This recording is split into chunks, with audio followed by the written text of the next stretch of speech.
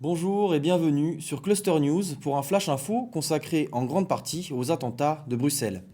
Au sommaire donc, l'identification de l'un des terroristes présumés, suspecté d'être l'artificier des attentats d'hier, mais aussi de novembre à Paris. Deux autres kamikazes ont été identifiés, il s'agit de deux frères, Khalid et Brahim El Bakraoui. Ils étaient fichés pour grand banditisme. Enfin, les hommages se multiplient à l'attention de la Belgique, des dessinateurs, des sportifs et la ville de Paris, entre autres, ont tenu à afficher leur solidarité avec le peuple belge.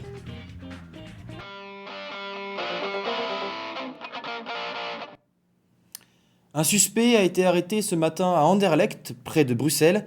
On ne connaît pas encore son identité, mais il aurait participé à la fabrication des bombes utilisées dans l'attentat de l'aéroport hier matin. Son ADN correspond également à celle retrouvée sur des ceintures d'explosifs qui ont servi lors des attentats du 13 novembre.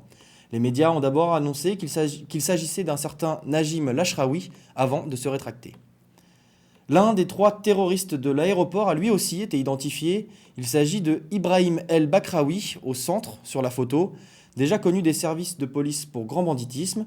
Son frère Khalid est soupçonné d'être le kamikaze du métro et d'avoir loué une des banques ayant servi à la préparation des attentats de Paris. Un testament audio a été retrouvé où ils disent avoir voulu venger Salah Abdeslam. À Bruxelles, l'aéroport est toujours fermé, mais certaines stations de métro, comme la station Schuman, près de la Commission européenne, rouvrent leurs portes. Les Bruxellois retournent au travail malgré la peur. 3 jours de deuil national ont été décrétés. Pour l'heure, le bilan des attaques est de 31 morts pour 270 blessés, parmi eux 10 Français. Une attaque qui a entraîné de nombreux hommages en France notamment. Les dessinateurs, c'est devenu une tradition, ils sont allés de leurs coups de crayon, mais aussi la ville de Paris qui, par solidarité, a illuminé la Tour Eiffel aux couleurs de la Belgique. Les joueurs de l'équipe de France de football, touchés par les attaques du 13 novembre au Stade de France, ont eux aussi exprimé leur soutien. A noter par ailleurs que la rencontre amicale entre la Belgique et le Portugal prévue lundi se jouera finalement à Leiria, au Portugal. La loi sur la sécurité dans les transports est publiée au journal officiel aujourd'hui. Adoptée par le Parlement le 9 mars dernier, elle prévoit des palpations de sécurité, la fouille des bagages, des caméras piétons et la multiplication des contrôles d'identité. Surtout, la possibilité pour la RATP et la SNCF d'accéder aux fiches S qui référencent les personnes radicalisées lors d'un recrutement.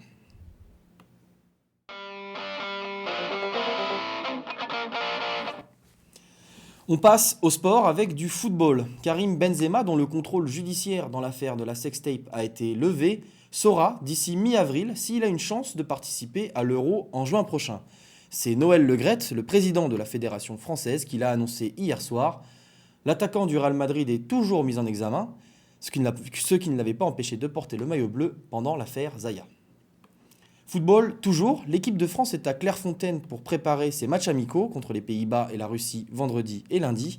Dans la liste, un nom revient souvent lorsqu'on parle d'anomalie, c'est Yohan Cabaye.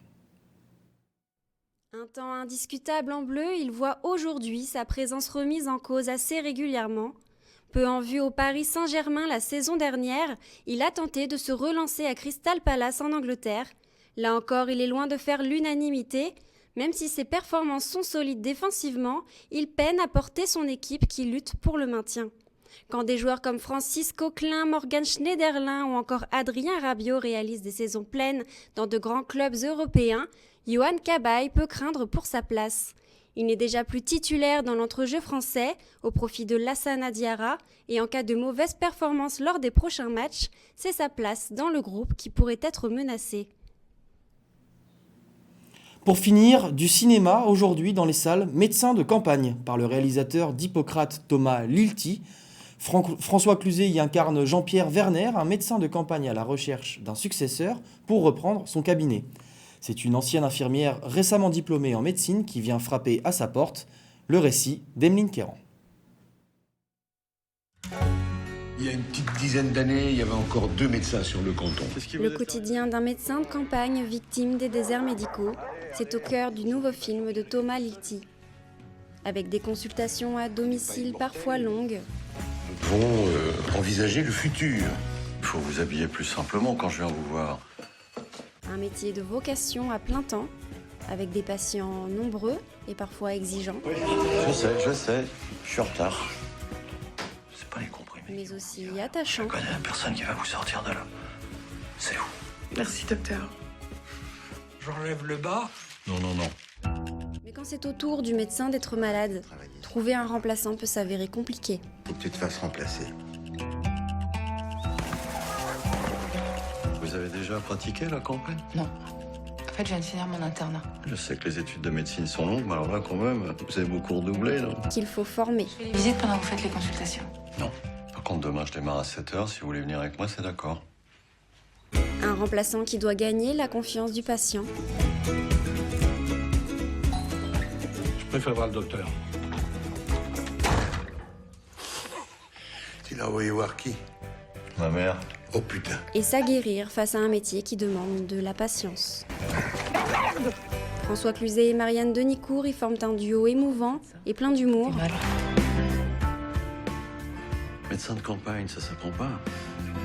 Un film qui permet de mieux comprendre le quotidien de ce métier essentiel.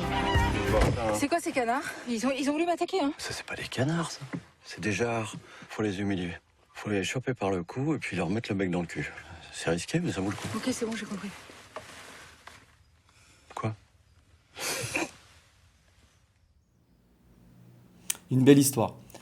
C'est la fin de ce flash. Vous pouvez nous retrouver sur les réseaux sociaux et clusternews.fr. Merci à Brice Lelièvre à la réalisation. À vous de nous avoir suivis et à demain.